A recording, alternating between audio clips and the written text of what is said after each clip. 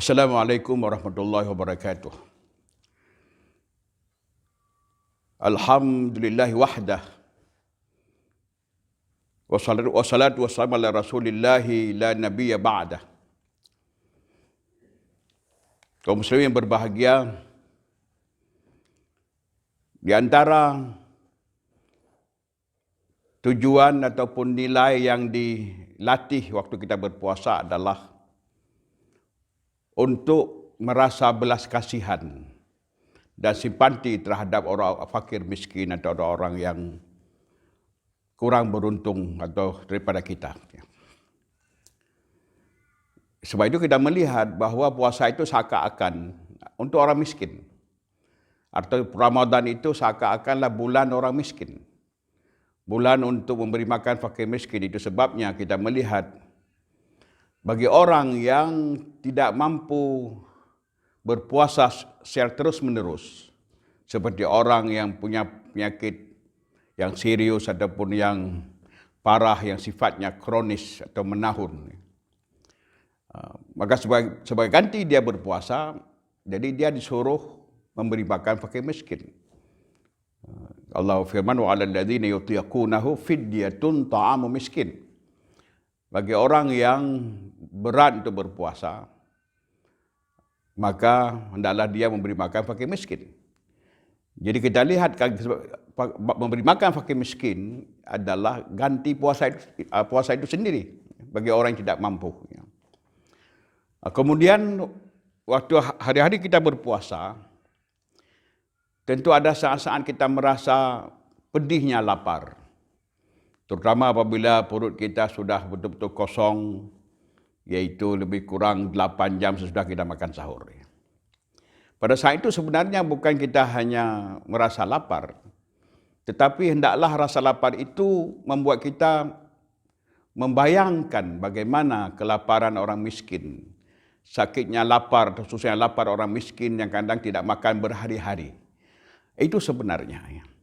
Itu sebab kita melihat Nabi SAW juga memerintahkan kita untuk membuktikan di akhir Ramadan bahawa kita betul-betul sudah belajar dengan puasa itu bagaimana mencintai dan mensantuni ataupun yang simpati terhadap orang-orang miskin.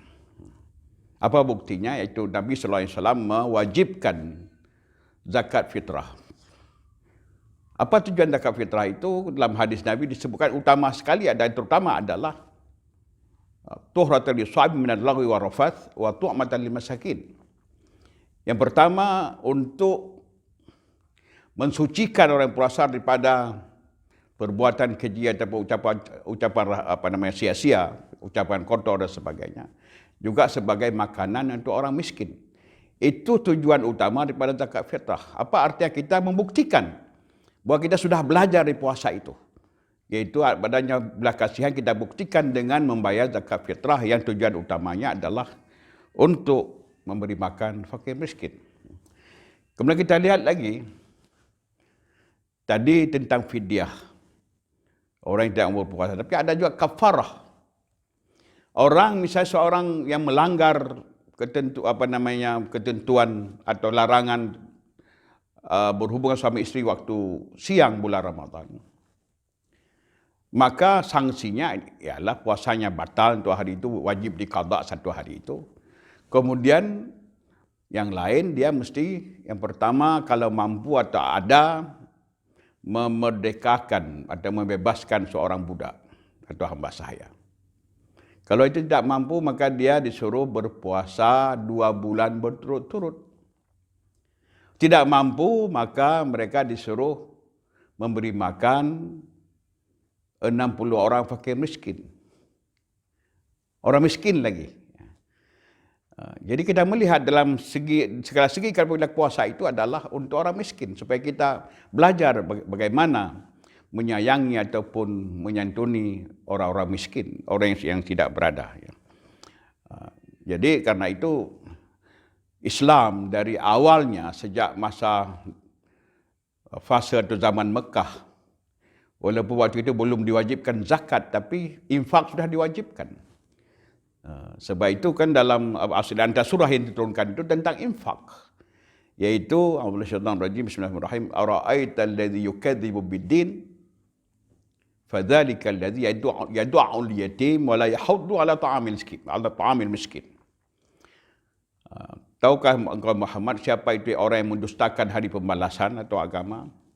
Iaitu orang yang menyanyiakan atau menghardi anak yatim dan tidak mengajak orang untuk memberi makan fakir miskin.